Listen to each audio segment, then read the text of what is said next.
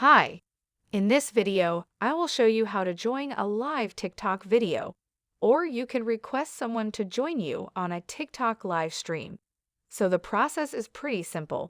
So first of all, open your TikTok mobile application and remember that the other person you make a request to join you on the live must have the 1,000 followers. If he don't have, he will not join you on the live stream. So first of all, open your TikTok and click on this plus button. And once you will do it now, you have to go to the live. And once you will go to the live, you will see a red pinkish or blue button on the left bottom like you see on the screen.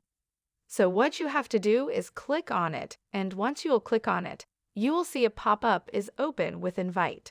Here you will see all of your friends' friendliest, all your friends that are eligible for the live stream. So you can simply press our invite button to invite them TikTok.